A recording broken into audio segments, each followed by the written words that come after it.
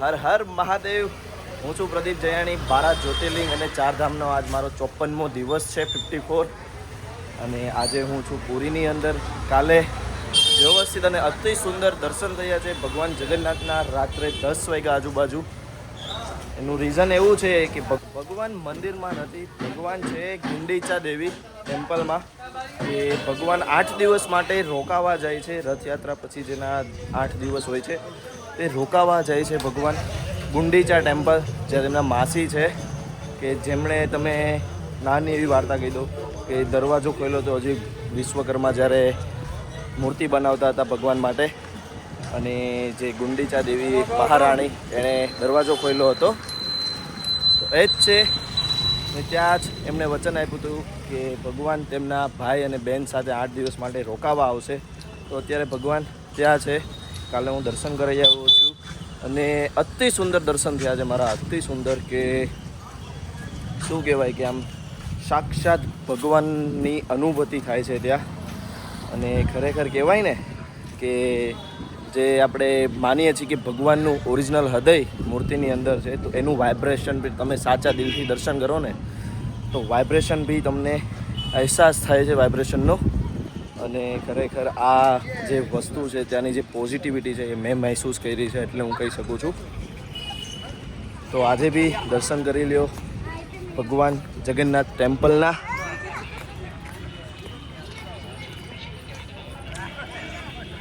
ને આજે હું તમને અહીંયા જે નિશાન ચડે છે, ધજા ચડે છે, મેન્યુઅલી ચડે છે. અહીંયા જે મંદિર છે, મંદિરની અંદર કોઈ બી જે મશીન વર્કરી છે એનાથી કામ નથી થતું. હાલની તકે બી બધું જ મેન્યુઅલી કામ થાય છે. લાકડું કે કોઈ બી વસ્તુ લઈ લો, રસોઈ છે, બધું જ. કાલે આપણને શિવભાઈએ જણાવ્યું હતું કે 7 માટલા રાખવામાં આવે છે રસોઈ બનાવતી વખતે, અને જે બી વસ્તુ બનાવવાની હોય એક સાથે અંદર માટલાની અંદર મૂકી દેવામાં આવે છે. ભાત, શાક કે જો બી બની જાય ત્યારે કાઢી લેવામાં આવે ને એ ડાયરેક્ટ પ્રસાદ ગ્રહણ કરવામાં આવે છે. કોઈ બી વઘાર કરવામાં નથી આવતો રસોઈની અંદર. અને કાલે મેં ત્યાંનું પ્રસાદી લીધી હતી, જ્યાં જગન્નાથ પ્રભુજી છે અત્યારે ગુંડીચા ટેમ્પલ. હું અત્યારે ત્યાં જ જઈ રહ્યો છું તમને બી દર્શન કરાવવા માટે. મોબાઈલ અલાઉડ નથી હોતો અંદર, પણ હું તમને રથના દર્શન કરાવીશ, એ 100% છે. ત્યાં સુધી મારા થોડાક સિનેમેટિક શોટ જોઈ લ્યો જ્યાં સુધી હું ત્યાં ટેમ્પલ પહોંચી જાઉં, કારણ કે અહીંયાથી 3 કિલોમીટર દૂર છે મંદિર.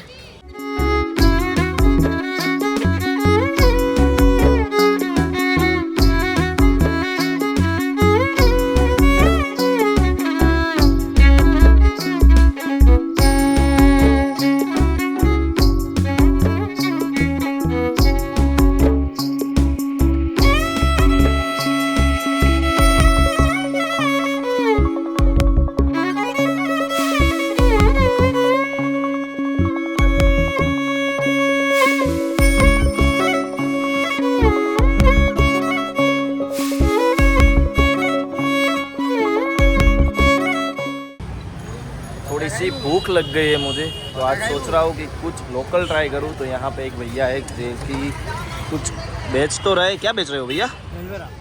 एक बनाओ मेरे लिए भी दही बल्ला. देखो भैया हंस रहा है. तो मेरे लिए अभी दही बल्ला बनेगा. जय जगन्नाथ. बस बस बस बस. अरे बस, ज़्यादा खा नहीं पाऊँगा. फिनिश हुआ. करके बना के दो. हाँ अच्छा बनाना. हिंदी हिंदी 30. हाँ 30 रुपीस. 30 રૂપિયાની પ્લેટ છે. ચાખીને જોઈએ. તો ખરેખર ટેસ્ટ બહુ જ સારો છે. ચમચી ખાતા ખાતા તો ના બતાવી શકો, એનું કારણ છે કે એક હાથમાં મોબાઈલ પકડ્યો હોય. અહીંયાની લોકલ આઈટમ ખરેખર ખાવી જોઈએ, સારી છે. તમને અલગ યુનિક ટેસ્ટ મળશે. એવું सूरत જેવું તો ના મળે, ગુજરાત જેવું તો ના મળે એવું भी નથી કહેતું, બટ સારું છે. भगवान का प्रसाद अंदर लगता है, हाँ इसीलिए खाजा सब जगह होता है. भगवान को एक खाजा अति प्रिय है. हाँ તો આજે પૂરી છે, પૂરી જગન્નાથ એ 4 ધામમાંથી એક છે. ભગવાન અહીંયા સાંજના સમયે આવે છે ભોગ કરવા માટે. અહીંયા સ્પેશિયલી જમવા માટે આવે છે ભગવાન, અને 3 કલાક સૂવા માટે. કે રાજાએ માગેલા વરદાન કે એમાંથી 3 કલાક જ તમારે સૂવાનું છે, તો ભગવાને તથાસ્તુ કીધું એટલે ભગવાન અહીંયા 3 કલાક જ સૂવે છે. અને ભગવાન અહીંયા સ્પેશિયલી જમવા માટે આવે છે. અને ભગવાનની પ્રિય જે વાનગી છે રસગુલ્લા અને સાથે આ ખાજા છે. અહીંયા ખાજાનું બહુ જ મહાત્મ છે. પ્રસાદી રૂપે અહીંયાથી લઈ જવા માટે આવે છે. અને જોવો કેટલી જ વેરાયટીની અંદર આ બનાવવામાં આવે છે ખાજા અલગ અલગ મીઠાઈમાં. અત્યારે અહીંયા તમને ઘણી બધી દુકાન દેખાશે ખાજાની અલગ અલગ. એમાંથી एक से आ खाजा. अंकल जी गंडीचा जाना है, गुंडीचा कितना लोगे? 100 100 रुपया ज्यादा नहीं है? जगन्नाथ मंदिर मंदिर तक लेके जाओगे? मंदिर तक आगे नहीं छोड़ोगे ना? मेडिकल चो ओके चलो लेके चलो. हाँ તો હાલ મારી પાછળ તમે જગન્નાથ પ્રભુજીનું મંદિર જોઈ રહ્યા છો અને અત્યારે સાયકલની અંદર જઈ રહ્યો છું ગુંડીચા મંદિર. તો હું સાયકલમાં બેઠો છું, કારણ એ જ છે કે ભગવાનની જગ્યામાં આવ્યા છે તો થોડી સેવા કરીએ અહીંયા લોકોની. તો મારે ત્યાં જવું છે તો હું જઈ બી અને દાદાની હારો સેવા થઈ જશે. દાદાએ 100 રૂપિયા કીધા છે મને ત્યાં પહોંચવાના, કારણ કે કાલે રાત્રે મેં ચાલીને ગયા હતા, ચાલીને આવેલા. કાલે થોડુંક વધારે ચાલ્યા હતા બધી જગ્યાએ, તો પગ થોડાક દુખે છે મને, હું ખોટું નથી કહેતો. અને હવે 50 દિવસનો ઠાકડો પણ હારે છે એટલે થોડુંક શું કહેવાય શરીર બી થોડુંક કમજોર થાય ને. તો અત્યારે વાતાવરણ જુઓ અહીંયાનું, દાદાની હાલત જુઓ, દાદાનો પરિશ્રમ જુઓ, કઈ સ્થિતિમાં કામ કરી રહ્યા છે. આવડી ઉંમરમાં બી એમને કામ કરવું પડી રહ્યું છે. એટલે એક વસ્તુ અહીંયા સમજાય છે કે આવડું ભ્રમણ કરી રહ્યો છું હું, તે સમજાય છે કે ભાઈ ગમે એવડી ઉંમર થાય ભાઈ કામ તો કરવું જ પડે અને સારા કર્મો કરવા પડે તો જ આપણું કંઈક પૂર્ણ થશે. અને વિચારું છું કે દાદાને એક જોડી કપડાં લઈ દઉં અહીંયાથી. આજે દાદાએ ગંજી પહેરેલી છે એવી ગંજી લઈ દઉં દાદાને, દાદા બી ખુશ થશે. દાદાને વાત કરીએ અને એમને એક જોડી કપડાં લઈ દઈએ, ખરેખર દાદા ખુશ થશે. તો ભાઈ મેં દાદાની વાર્તા સાંભળી, દાદાની જે લાઈફ છે.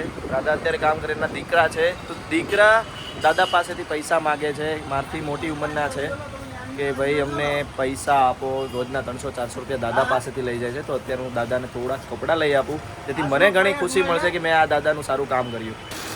દાદાની ખુશી જુઓ. દાદાને મેં કીધું તમને જે ટી શર્ટ ગમતો હોય એને લઈ લો. अच्छा लगा दादा? हाँ हाँ अच्छा लगा ना? दादा को हिंदी नहीं आती है, यहाँ की ओडिसी भाषा आती है. बुरा लगता है जब हम ऐसे देखते हैं ना कि જેમના છોકરા છે એ છોકરા સાચવતા ના હોય, દાદા આવડી ઉંમરે કામ કરે છે અને સામેથી પૈસા બળજબરી જેટલું દાદા કામ કરે એટલા છોકરા માગી લે છે. ખરેખર દિલથી દુઃખ લાગે છે કે આવડી મોટી ભગવાનની જગ્યા છે ને અહીંયા બી એવું થાય છે. બધી જ જગ્યાએ થતું હોય, પણ થોડુંક દુઃખ લાગે કે દાદાની સ્ટોરી સાંભળીએ ત્યારે. દાદા કે મારે પૈસા નથી જોતા, મને કપડાં લઈ દે, પૈસા છોકરો લઈ લે છે. દાદા अच्छा लगा आपको? अच्छा लगा ना? देखो ये टैग निकाल दो आप. यस हाँ अब सही है, अच्छा लग रहे हो आप. हाँ हाँ वो उसका ही है. દાદા જો કેટલા ખુશ થયા છે. 54મા દિવસની અંદર હું ફર્સ્ટ ટાઈમ કોઈને કંઈક વસ્તુ આપી રહ્યો છું, કે કારણ કે મારે બી બજેટ ટ્રીપ જોવાની હોય, બજેટમાં ચાલતો હોઉં. બટ દાદાની જે વાત સાંભળી મને ખરેખર દુઃખ થયું કે મને એવું લાગ્યું કે દાદાના કપડાં ફાટેલા હતા, તો હું દાદાને એક જોડી લઈ દઉં. ચલીએ દાદા? ચલો. તો મને એવું લાગ્યું કે દાદાને એક જોડી લઈ દઉં, દાદા બી ખુશ થશે અને ભગવાન મને બી રાજી કરશે. ભાઈ અહીંયા ગરમીનો પારો થોડોક વધારે જ છે, બહુ જ ગરમી છે. અને જઈ રહ્યો છું હું ગંડીચા ટેમ્પલ, જ્યાં ભગવાન ખુદ જગન્નાથ એવા જગન્નાથ ત્યાં આજ માસીની ઘરે ગયેલા છે, ત્યાં 8 દિવસ રોકાય છે. અને ઘણી બધી ત્યાં રસમો હોય છે. બહુ જ ટ્રાફિક છે આ બાજુ. આપણે જેમ રથયાત્રામાં જેટલી ટ્રાફિક હોય ને એટલી ટ્રાફિક તો અત્યારે અહીંયા છે, આપણી રથયાત્રામાં હોય ને એટલી. અને જે માહોલ છે એ મેળા જેવો માહોલ છે. આપણે જેવો મહાશિવરાત્રિમાં મેળો થાય ને એવો જ માહોલ અહીંયા પણ છે. બધી જ જગ્યાએ ભજન કીર્તન થઈ રહ્યા છે, બધી જ જગ્યાએ રુદ્રાક્ષ, શંખ, ઘણી બધી વસ્તુ વેચાઈ રહી છે અને ખરેખર આનંદ આવે છે.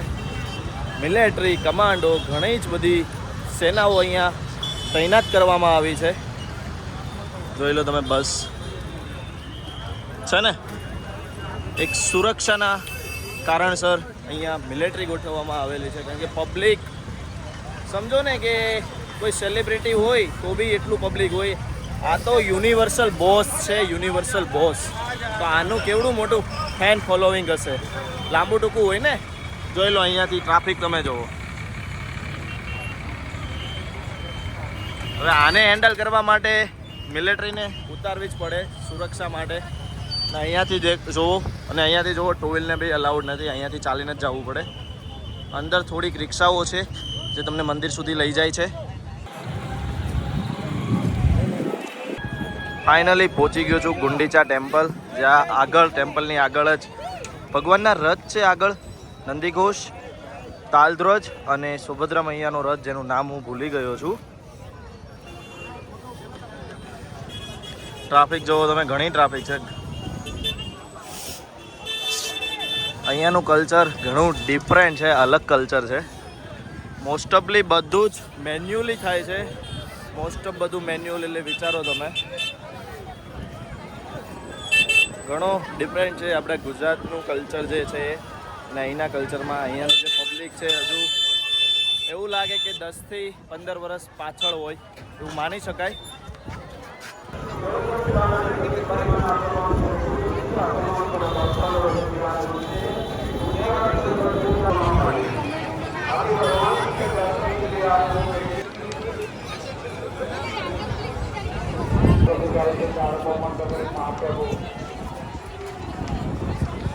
જગન્નાથપુરીની જે જગન્નાથ યાત્રા છે ને એ વર્ષમાં એકવાર થતી હોય છે અને બધી જ જગ્યાએ, બધા જ સિટીમાં થાય છે. અને આજે તમે રથ જોઈ રહ્યા છો, એવા જ રથ બધી જગ્યાએ બનાવવામાં આવ્યા હોય છે. કોઈ જગ્યાએ એક જ રથની અંદર ત્રણેય ભગવાનને બેસાડેલા હોય.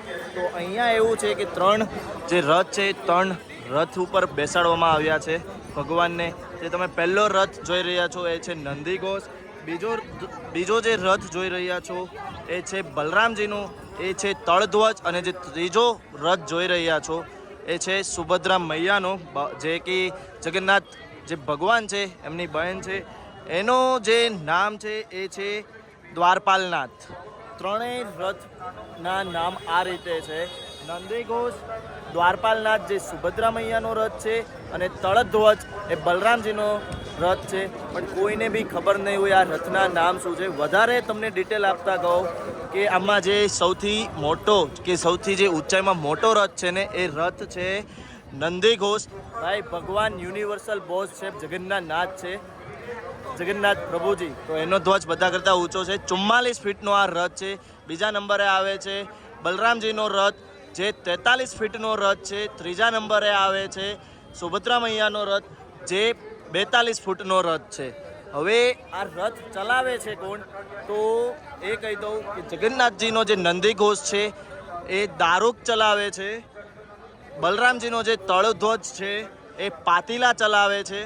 અને સુભદ્રા મૈયાનો જે રથ છે એ ચલાવે છે અર્જુન. જે જગન્નાથ પ્રભુનો જે રથ છે ને એની અંદર 833 અથવા તો 832 લાકડાઓનો યુઝ થાય છે રથ બનાવવા માટે. બલરામજીનો જે રથ છે જે તમે જોઈ રહ્યા છો એ રથ 763 લાકડાની અંદર બનાવવામાં આવે છે. અને સુભદ્રા મૈયાનો જે રથ છે તેની અંદર 593 લાકડાઓનો ઉપયોગ કરવામાં આવે છે. હવે આ રથની આગળ એક મોટી જાડી રસ્સી બાંધવામાં આવે છે. તો એ રસ્સીના બી નામ છે. જે નંદીઘોષ છે ભગવાન જગન્નાથની જે રસ્સી છે એનું નામ છે શંખચૂર નાગિની. શંખચૂર નાગિની જે જગન્નાથ પ્રભુનો જે રથ છે એના રસ્સીનું નામ છે. બલરામજીનો જે રથ છે એના રસ્સીનું નામ છે વાસુકી રાધા. અને સુભદ્રા મૈયાનો જે રથ છે એનું નામ છે સ્વર્ગચૂર નાગિની. તો આ રીતની કંઈક ડિટેલ છે. ઘણા લોકોને ખબર નથી હોતી કે કેટલા લાકડા યુઝ કરવામાં આવે છે, કેટલી રસ્સીનો ઉપયોગ, કયા નામની રસ્સીનો ઉપયોગ કરવામાં આવે છે, તેમનો રથ કોણ ચલાવે છે. આ રીતની મને થોડી ઘણી જાણકારી મળી હતી. એ જાણકારી મેં તમારી યારે શેર કરી છે. સારી લાગી હોય તો કોમેન્ટમાં કમેન્ટ કરવાનું ના ભૂલતા. જય જગન્નાથ.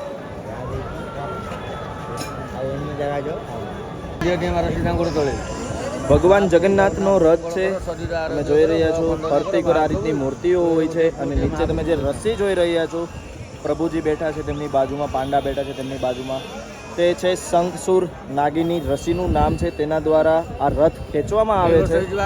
વિશાળકાય આ રથ હોય છે.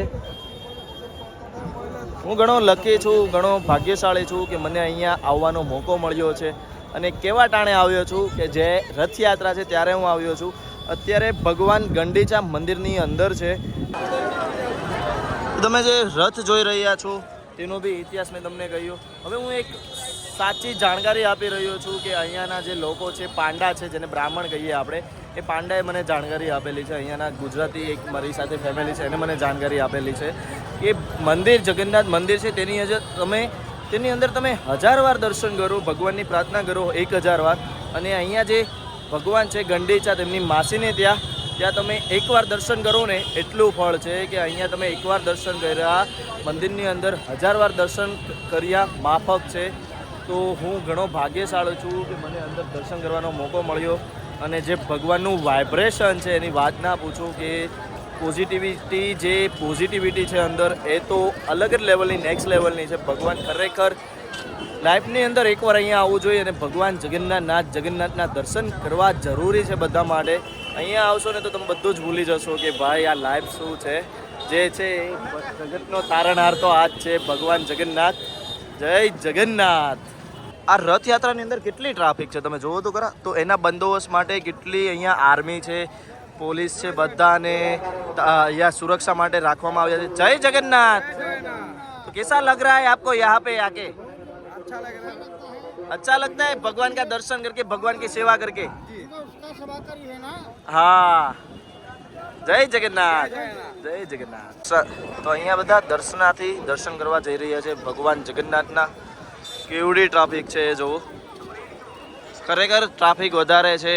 વિડીયોમાં એવું લાગશે કે ઓછી ટ્રાફિક છે, પણ ઘણી વધારે. 5-5, 6-6 કલાકે દર્શન થાય છે ભગવાન જગન્નાથ, ભગવાન બલરામ અને માતા સુભદ્રાના.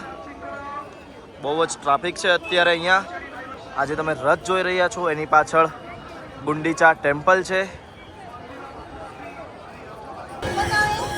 હાલ હું પહોંચ્યો છું ગુંડીચા ટેમ્પલ. રથની પાછળ જ છે આ માતાજીનું મંદિર. અત્યારે ભગવાન એમના માસીના ઘરે ગુંડીચા ટેમ્પલ પહોંચ્યા છે. તો આ છે ત્યાંનું મંદિર. અહીંયાથી ઘણું પાછળ છે, એમ તો 100-200 મીટર દૂર છે મંદિર. બટ એવું માનવામાં આવે ને કે 8 દિવસ માટે આ એક જ એવા ભગવાન છે કે જે એમના માસીના ઘરે રોકાવા જાય છે. માસીનું એક વચન હતું, એ પૂરું પાડે છે. દર વર્ષે હર્ષ ઉલ્લાસથી ભગવાન નાચતા કૂદકા મારતા ઝૂલતા તેમના માસીના ઘરે આવે છે. ને અહીંયા બધા જ જેટલા બી ફોરેનર છે, વિધર્મી છે, બધાને જ ભગવાન દર્શન આપે છે. સ્ટોરી ઘણી લાંબી છે, હું સાંજે તમને સંભળાવી સ્ટોરી. આ જે મંદિર છે ત્યાં ભગવાન આવે છે. અહીંયા 8 દિવસ માટે ભગવાન રોકાય છે. અંદર મોબાઈલ અલાઉડ નથી, એટલે હું અંદરનું શૂટ નહીં બતાવી શકું તમને. પણ ખરેખર મને આનંદ થયો કે હું આવા ટાણે અહીંયા પહોંચ્યો છું. અહીંયા એકવાર દર્શન કરો ગુંડીચા ટેમ્પલમાં ભગવાન જગન્નાથના, અને મંદિરની અંદર 1000 વાર દર્શન કરો એટલું ફળ મળે છે ગુંડીચા ટેમ્પલની અંદર દર્શન કર્યાના. એટલે જ અહીંયા ટ્રાફિક વધારે તમને જોવા મળે છે આ 8 દિવસની અંદર. અને બીજું એ જ કહું કે અહીંયા જ્યારે બી આવો ત્યારે તમારી વસ્તુનું ધ્યાન રાખજો. ખરેખર ચોરી થવાના ચાન્સીસ વધારે છે, તો થોડુંક પોતાની વસ્તુનું ધ્યાન રાખવું. અને ટ્રાફિકના કારણે ધક્કામુક્કી બી બહુ જ થાય છે, તો મોટી ઉંમરના જે લોકો છે એનું ખાસ ધ્યાન રાખવું, કારણ કે બહુ જ ઘણી ટ્રાફિક વધારે છે ભાઈ. જય જગન્નાથ. હજુ તો ઘણું બધું મારે તમને દેખાડવાનું બાકી છે, એટલે બન્યા રહો વિડીયોની અંદર. કમેન્ટ કરો જય જગન્નાથ. લાઈન જોવો તમે, લાઈન ખરેખર વિશાળ લાઈન છે ભગવાન જગન્નાથના દર્શન કરવા માટે. અને બધી જ જગ્યાએથી શ્રદ્ધાળુ દર્શનાર્થીઓ દર્શન કરવા માટે આવેલા છે. ખરેખર આ નજારો અદ્ભુત છે કે આપણે સેલિબ્રિટીઓ માટે તો પબ્લિક જોતા હોય, ભીડ જોતા હોય, પણ આજે યુનિવર્સલ બોસ જગન્નાથ એના દર્શન કરવા માટેની ભીડ જુઓ. 8 દિવસનો આ મેળો હોય છે. જે રીતે ગુજરાતની અંદર આપણે મહાશિવરાત્રિનો મેળો જોતા હોઈએ ને, એ જ રીતના અહીંયાનો મેળો છે. તો આજે મેં તમને રથના દર્શન કરાવ્યા, મંદિરના દર્શન કરાવ્યા, અને સાથે રસોડા વિશે મેં કાલે બી તમને વાત કરી. હવે અહીંયા છે ને ડેઇલી આજે તમે મંદિર જોવો છો સામે યલો કલરની જે ધજા છે, પીળા કલરની, ત્યાં 5 વાગે ડેઇલી માટે, દરરોજ માટે છે ને ધજા ચેન્જ થાય છે મેન્યુઅલી. કે જે અહીંના પંડા હોય, પંડા અને બ્રાહ્મણ, આપણે જે બ્રાહ્મણ છે એને પંડા કહેવામાં આવે છે, તો એમને છે ને ડેઇલી એ પંડા ધજા ચેન્જ કરે છે. તો હું આજે તમને 5 વાગે છે ને એ બતાવવાનો છું, તો વિડીયોમાં બન્યા રહેજો. અને હાલ અહીંયા પાવર નથી, એટલે હું રૂમે ગયો હતો તો કેવું થયું કે બહુ ગરમી થતી હતી, મચ્છર કવડતા હતા, એટલે હું પાછો અહીંયા આવી ગયો છું. અને ખરેખર શાંતિપ્રિય જગ્યા છે આ, ઘણી શાંતિપૂર્વક તમને એમ કે હાલ હું અહીંયા બેઠો છું ને તો મને એટલી શાંતિ મળી રહી છે, અંદરથી એમ થાય કે હાશ મને નિરાંત મળી ને એમ જ લાગે કે અહીંયા બેઠા બેઠા હું ધ્યાન ધરું. હું ઘણા ટાઈમથી અહીંયા ધ્યાન ધરીને બેઠો હતો, ભગવાનનું નામ લેતો હતો. તો ખરેખર એક શું કહેવાય કે અંદરથી જે મોટિવેશન હોય ને એ તમને, જે સકારાત્મક ઉર્જા એ તમને જોવા મળે અહીંયા. અને ખરેખર લાઈફની અંદર એકવાર તો જગન્નાથપુરી આવવું જોઈએ કે અહીંયા એવું લાગે કે જગન્નાથ એવા ભગવાન જગન્નાથ બેઠા છે, બિરાજમાન છે. અને ખરેખર તમને એવું લાગે કે નહીં, એને બી આપણી સાથે વાત કરે છે, આપણી વાત સાંભળે છે. અહીંયા મંદિરની અંદર તેમનું ખુદનું વૈકુંઠ ધામ, શમશાન બી છે અને ઘણા બીજા બધા ભગવાન બી છે ભગવાનની સાથે. અને ખરેખર અહીંયા શાંતિ મળે છે દર્શન કરી. અને ખરેખર આ જુઓ તમે, જગ્યા જુઓ કેટલી શાંતિપૂર્ણ જગ્યા છે. બધા પોતપોતાની રીતે એન્જોય કરી રહ્યા છે, બેઠા છે બધા. બગીચો છે મસ્ત, ઠંડો પવન આવે છે. ગરમી એટલી છે છતાં ઠંડો પવન મળી રહ્યો છે, એ એક અદ્ભુત રોમાંચક વાત છે. અને આજે હું તમને થોડીક વારની અંદર બતાવીશ કે ધજા કઈ રીતના ચેન્જ થાય છે, એ બતાવીશ. હાલ હું મંદિર એરિયામાં છું. હમણાં અહીંયા નિશાન ચડશે, જે ધજા જોઈ રહ્યા છો એ ધજા ચડશે. અને હમણાં એક દુકાનદારે મૂર્તિ આપી છે કે ભગવાનનું રૂપ કંઈક આવું છે, જોઈ લ્યો. જગતના તારણહાર એવા જગન્નાથજી, જય જગન્નાથ. કમેન્ટમાં જગન્નાથ રોકવી ના જોઈએ, જગન્નાથ લખો, જગન્નાથ. હર હર મહાદેવ, જય જગન્નાથ. આવો મોકો મને આપ્યો છે ને એ હું ભાગ્યશાળી છું કે ભગવાને મને આવો મોકો આપ્યો છે. અને સાથે કે હું એકલો તો દર્શન કરું છું, સાથે તમને બધાને બી દર્શન કરાવું છું. જય જગન્નાથ. તો અત્યારે છે ને રાત થઈ ગઈ છે. હું વિચારતો હતો કે આજે મંદિર છે ને એની ધજા ડેલી માટે ચેન્જ થાય છે, એ તમને દર્શન કરાવું. પણ આજે જે એમના પંડા છે જે ધજા ચેન્જ કરે છે એ વધારે લેટ આવ્યા છે ને, હજી અડધી કલાક થઈ જશે એવું કહેવામાં આવ્યું મને, ત્યાં મેં પૂછ્યું એટલે ઘણું મોડું થશે. તો હું વિચારું છું કે મારે દરિયા કિનારે જવું હતું. હવે શું કરું, કારણ કે હજુ કલાક, 1.5 કલાક, 2 કલાક લેટ થશે તો શું કરવું. તો વધારામાં એટલું બધું શૂટ બી ખાસ આવશે નહીં. તો ભાઈ હજુ વેઇટ કરું છું 15 મિનિટ. જો આપણને દર્શન કરવા મળે તો આપણે ભાગ્યશાળી, નહીંતર આપણે દરિયાના દર્શન કરશું. અહીંયાના દરિયાના દર્શન કરવા પણ જરૂરી છે એવું કહેવામાં આવે છે, એટલે ત્યાં બી જવું જરૂરી છે. જોઈએ, જો દર્શન થઈ જાય તો આપણે ભાગ્યશાળી. જય જગન્નાથ. બાકી આપણને ભગવાન જગન્નાથે દર્શન તો સારા એવા મને કાલ રાત્રે 10:30 વાગે કરાવ્યા જ છે. તો એવું કંઈ છે નહીં કે મને ધજાના દર્શન નહીં થાય. જોઈએ શું થાય. તો હાલ હું પહોંચ્યો છું દરિયા કિનારે. અહીંયાનો ગોલ્ડન બીચ તરીકે ઓળખાય છે.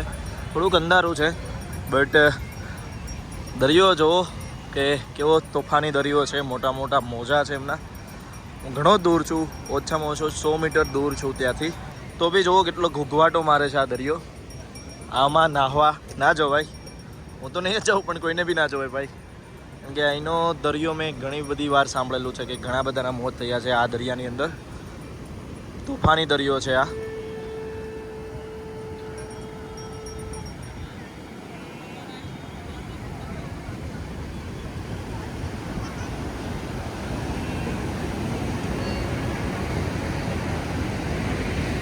ટ્રાફિક ઘણો છે, મેળો ભરાયેલો છે, મેળો એવું બી કહી શકાય.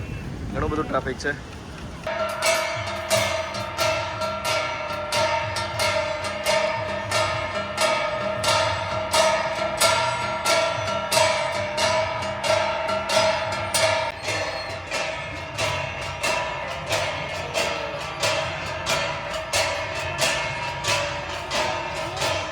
મિત્રો હાલ હું અત્યારે સાઉથ ગેટમાં છું અને મેં તમને કાલે આંટી બતાવ્યા હતા જે અમદાવાદથી છે.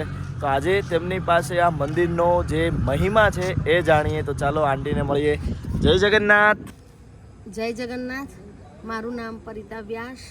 હું અમદાવાદથી છું અને હું છેલ્લા 4 વર્ષથી અહીંયા રથયાત્રા અટેન્ડ કરું છું. અને જગન્નાથપુરી ધામ એ 4 ધામોનું એક ધામ છે અને મારું બહુ જ પ્રિય છે. અત્યારે અમે મારા ફેમિલી સાથે અહીંયા આવ્યા છીએ અને જગન્નાથજીના દર્શન કરી અને અત્યંત મને આનંદ થયો છે. જય જગન્નાથ. જગન્નાથપુરી ધામ 4 તીર્થોમાંનું એક તીર્થ છે, ધામ છે જે પ્રતિષ્ઠિત છે. આજે આખી દુનિયાની અંદર પ્રચલિત છે આ જગન્નાથપુરી ધામ.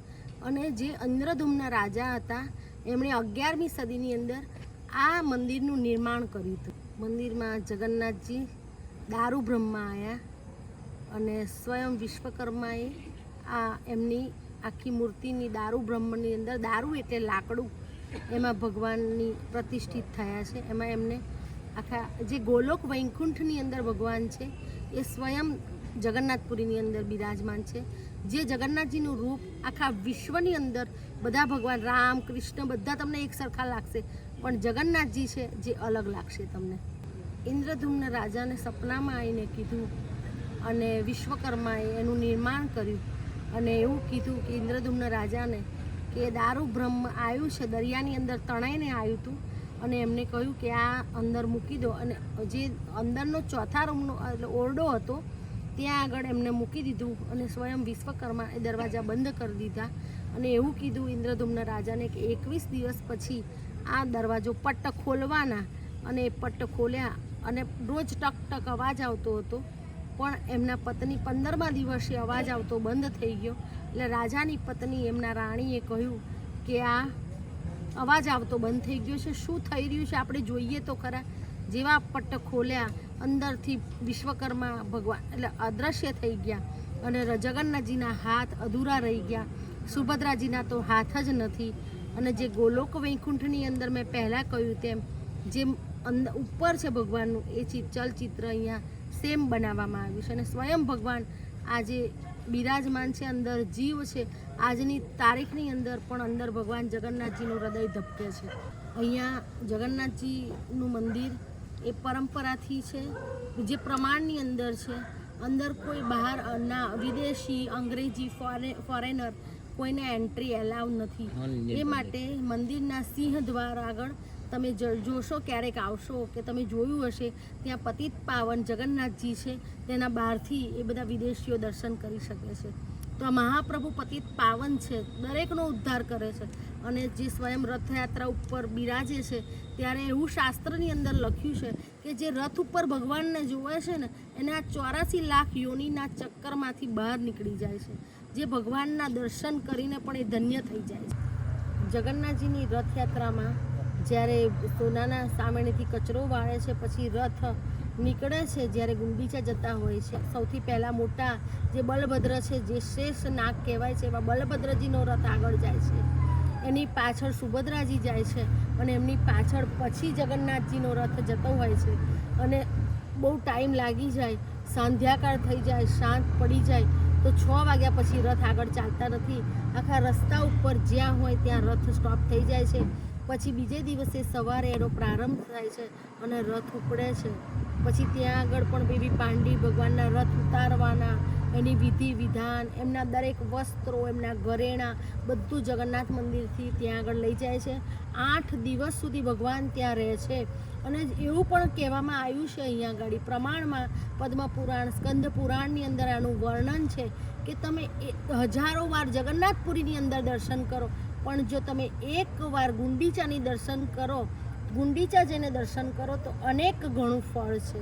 એવું પણ અમે અહીંયા સાંભળ્યું છે. અને ગુંડીચા મંદિરની અંદર ભગવાન બિરાજમાન થાય એ પછી ત્યાં આગળ રોજ ઉત્સવ હોય છે 8 દિવસ સુધી. ત્યાં આગળ પિતૃઓ માટે બ્રાહ્મણો જમાડવાનું અનેક ઘણું મહત્ત્વ છે.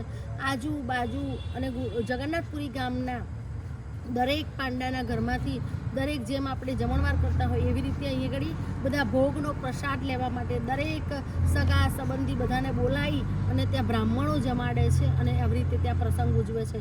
એમાં પછી બહેરા પંચમી 5મો દિવસ આવે છે એટલે ભાઈ બહેન સાથે એકલા જગન્નાથજી ત્યાં ગુંડીચા પહોંચ્યા હોય છે, પણ લક્ષ્મીજી એકલા જગન્નાથ ધામમાં રહી ગયા હોય છે. એટલે લક્ષ્મીજીને ખબર નથી હોતી કે ભાઈ બહેન સાથે આવી રીતે નીકળ્યા છે મારા પ્રભુ. તો પછી ત્યાં આગળ એ જાય છે અને હેરા પંચમીના દિવસે રાત્રે લક્ષ્મીજી 12 વાગે જ્યારે ભગવાનને મળવા જાય છે, ભગવાનને ખબર નથી હોતી કે આજે મારા લક્ષ્મીજી મને મળવા આવી રહ્યા છે. અને ત્યાં આગળ બહુ જ ગુસ્સામાં હોય છે લક્ષ્મીજી.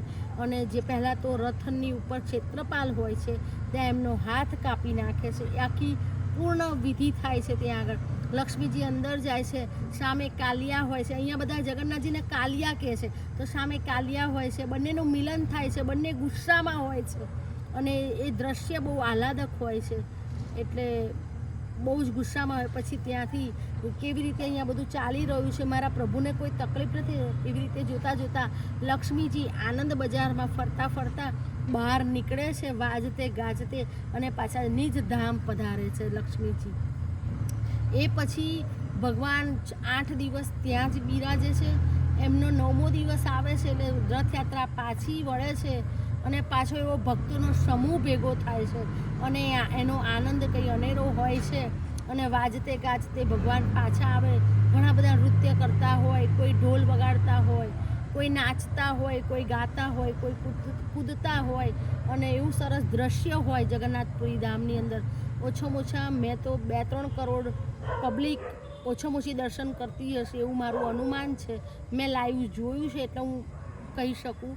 પણ જ્યારે ભગવાન આવી જાય છે પછી 3 દિવસ સુધી ભગવાનના રથ ઉપર પાછા અહીંયા નિજ મંદિરની સામે રથ ઊભા રહે છે. બલભદ્ર, સુભદ્રાજી અને જગન્નાથજી અને સુદર્શન ચક્ર સાથે અહીંયા નિજ ધામ પાછા પધારે છે. અને એક દિવસ એવું હોય છે કે અધરાપણનો દિવસ હોય છે. ત્યાં આગળ અધરાપણ એટલે અહીંયા રથ ઉપર જ ભગવાનના ભોગ લાગે. અંદર દહીં દૂધના મોટા મોટા માટલા ફૂલ ભરેલા હોય અને ત્યાં આગળ અધરાપણ એટલે ડાકીની, શાકીની, ભૂત, પિશાચ આ બધાનો ભગવાન ઉદ્ધાર કરે છે અને બધાનો ઉદ્ધાર થાય. એનો ભોગ એના માટલા એની ઉપર જ વધેરાય છે અને એનો ભોગ લે છે અને બધાનો ઉદ્ધાર થઈ જાય છે એવું પણ કહે છે અહીંયા. બીજા દિવસે દસમના દિવસે અધરાપણ. એકાદશીના દિવસે ભગવાનનો સોનાબેસ હોય છે જે સ્વયં નિજ મંદિરથી 300 ટન સોનું અને ભગવાનને આખા શણગારવામાં આવે છે અને અંદર એમને સોનાબેસ કહેવાય છે અને આખા સોનાથી શણગારી અને આખી રાત ભગવાનના સોનાબેસ પછી રાત્રે એમનું બડા શિંગાર થાય છે અને ભગવાન એમના બધાને દર્શન આપે છે. ત્રીજા દિવસે જ્યારે નીલાદ્રી વિજય થવાનો હોય છે એટલે ભગવાન નીલ પર્વતની અંદર જ્યાં જગન્નાથનું મંદિર છે એની અંદર બિરાજમાન થવાના હોય. નીલાદ્રી વિજય થાય એ પછી સૌથી પહેલાં બલભદ્રજી અંદર જાય છે અને સુભદ્રા મહારાણીજી પણ જાય છે અંદર. લક્ષ્મીજી બહુ ક્રોધમાં હોય છે કે તમે મને મૂકીને તમારા ભાઈ બહેન સાથે તમે રથયાત્રામાં ગુંડીચા પહોંચી ગયા, 8-9 દિવસ રહ્યા અને તમે મને યાદ ના કરી એટલે બહુ જ ક્રોધિત હોય છે. ત્યારે જગન્નાથજીને અંદર આવવા નથી દેતા અને એ વખતે લક્ષ્મીજીને પણ રસગુલ્લા બહુ પ્રિય હોય છે એટલે જગન્નાથજી એમને રસગુલ્લા ખવડાવે છે એટલે લક્ષ્મીજી ખુશ થઈ જાય છે અને પણ જગન્નાથજીને પણ અંદર આવા દરવાજા ખુલી જાય છે અને એમના નિજ મંદિર નિજ સ્થાને જગન્નાથજી પણ બિરાજમાન થાય છે. જગન્નાથપુરી ધામની હું વિશેષ વાત કરું તો એમની ધજાની જે ધ્વજા છે એમની એ ડેલી 5 થી 6ની અંદર એમનો નિત્યક્રમ છે અને મેન્યુઅલી આમ ચડીને જાય છે અહીંના પાંડા અને ઉપર ધજા ચેન્જ કરે છે. રોજ એમની 5 થી 6ની અંદર રોજ સાંજે ધજા ચેન્જ થાય છે. જો એવું પણ કહેવાયું છે અહીંયા કે જો એક દિવસ જો ધજા ના બદલાય ઉપર ચડીને, ઉપર ધામની ઉપર ચડીને એમની ટોચ ઉપર શિખર ઉપર તો 18 વર્ષ સુધી ધજા ચડતી નથી એવું પણ અમે સાંભળ્યું છે અહીંયા આગળ. જો એક દિવસ ધજા ના ચડાવે તો અને રહી જાય તો મંદિરના પટ બંધ થઈ જાય છે અને 18 વર્ષ સુધી જગન્નાથજી દર્શન નથી આપતા એવું પણ અહીંયા કહેવામાં આવે છે અને જે સાચું છે. જગન્નાથપુરીની અંદર ધજા પવન જો પૂર્વ પશ્ચિમ હોય તો ઉત્તર દક્ષિણમાં વિપરીત દિશાની અંદર ધજા ફરકે છે. અહીંયા કોઈ પ્લેન નથી આવી શકતું, ઉપર કોઈ પક્ષી નથી ઉડી શકતું, કંઈ કાગડો, કબૂતર કે ઘુવડ કે ગરુડ કે કોઈ પણ પક્ષી, ચકલી, અહીંયા કોઈ પક્ષી નથી અને કોઈ ઉડી શકતું નથી એવું પણ કહેવામાં આવે છે. જગન્નાથપુરીની અંદર સુદર્શન ચક્રની વાત કરું તો તમે કોઈ પણ દિશામાંથી જોશો તો એમ થશે કે આ ત્રાસું લાગે છે કે આ રીતનું લાગે છે, પણ તમે 3 કોસથી દૂર એટલે 15 કિલોમીટર દૂરથી પણ જોશો તો પણ આ સુદર્શન ચક્ર એ તમને આમ સીધું જ લાગશે. તમે કોઈ પણ દિશામાંથી જોશો તો એમ એ લાગશે, પણ નજીકથી જોશો તો કંઈક અલગ લાગશે. હવે એનું વર્ણન કરી શકાય એવું નથી, એવું છે આ. હા, હવે જગન્નાથપુરીની અંદર મંદિરની અંદર આજે પણ પરંપરાથી માથે લઈ જવાનું, દળવાનું, ખાંડવાનું અને ભોગ બનાવતા આપણે જે મેન્યુઅલી સબ્જીનું કટિંગ કરીએ, ચૂલા ઉપર બનાવવાનું, લાકડા લાવવાના, એ રીતે જ મંદિરનું અંદર પ્રાંગણ પણ એ રીતનું છે અને અંદર કિચન એમ ભગવાનનું જુઓ તો ચૂલા ઉપરનું એ રીતનું મંદિરનું કિચન છે અને એની ઉપર જ ભગવાનનો ભોગ લાગે છે. મેન્યુઅલી પકડીને એ ભોગ લઈ જવામાં આવે છે ખભા ઉપર, મોટા મોટા માટલાની અંદર એ ભોગ લાગે. જગન્નાથપુરીની અંદર તમે સિંહ દ્વારથી જ્યારે અંદર તમે પ્રસ્થાન કરો ત્યારે સૌથી પહેલાં તો પતિત પાવન જગન્નાથજીના દર્શન કરશો. એક્ઝેક્ટ એની સામે તમને હનુમાનજીના દર્શન થશે અને અંદર એન્ટર થતાં તમને ત્રીજી પગથિયા જે છે ત્યાં આગળ યમનો પથ્થર છે. હવે યમના પથ્થરમાં એવું કહેવામાં આવ્યું છે કે જો તમે યમના પથ્થર ઉપર તમારો પગ મૂકશો તો ત્યાં તમારા બધા જ પુણ્ય નષ્ટ થઈ જશે, એટલે વિશેષ ધ્યાન રાખવાનું એવું પણ વર્ણન કરવામાં આવ્યું છે. હવે જગન્નાથપુરીની અંદર એક વાત વિશેષ કહું તમને કે યમની શિલા કેમ મૂકવામાં આવી છે. તો યમરાજે એવું કીધું કે જગન્નાથજીના જોઈને દર્શન કરવાથી આપણા પુણ્ય અને મળતા હોય ને પાપ આપણા નષ્ટ થઈ જતા હોય, તો સામે યમરાજે એવું કીધું કે જો બધાના આવા પુણ્ય મળશે અને પાપ નષ્ટ થઈ જશે તો હું કઈ રીતે આ કરી શકું. એટલે જગન્નાથજી ભગવાને યમરાજને કહ્યું કે ત્રીજું પગથિયું તને સોંપ્યું છું અને જો કોઈ પણ પગ મૂકશે તો એના પુણ્ય ખતમ થઈ જશે, એટલા માટે ત્રીજી સીડી ઉપર આ યમરાજનું મૂકવામાં આવી આ શિલા. જગન્નાથજી અહીંયા દારૂબ્રહ્મામાં છે અને આજની તારીખમાં ભાલકા તીર્થથી દ્વારકાથી જ્યારે એમનું હૃદય એ જ્યારે એમનું મૃત્યુ થયું અને એમનું હૃદય એ જીવિત હતા અને હૃદય એમના દરિયાની અંદર તણાઈને જગન્નાથપુરી આવ્યું હતું અને ત્યાં કિનારેથી એ હૃદય લાયા અને ભગવાનના શરીરની અંદર આજની તારીખમાં એ કોઈ પણ જોઈ નથી શક્યું અને આજની તારીખમાં એમના હૃદયમાં પ્રસ્થાપિત છે. સ્વયં ભગવાનની અંદર જીવ છે અને 12 વર્ષે 15 વર્ષે જ્યારે નવ કલેવર થાય, નવ યૌવન થાય, ભગવાનનો નવો જન્મ થાય ત્યારે એક હૃદયમાંથી બીજા હૃદયની અંદર જ્યારે પ્રસ્થાપિત થાય છે, જે ઉંમર 12-15 વર્ષે જાય છે તો એમના જૂના દારૂક હોય છે એમને અહીંયા સ્મશાન છે, જે સ્મશાનનું નામ છે કોયલી વૈકુંઠ. ત્યાં હજારોની સંખ્યામાં વર્ષો પહેલાં કોયલ રહેતી હતી, પણ આજે કોઈ કોયલ નથી, કોઈ પક્ષી નથી, કોઈ ઘોંસલો નથી.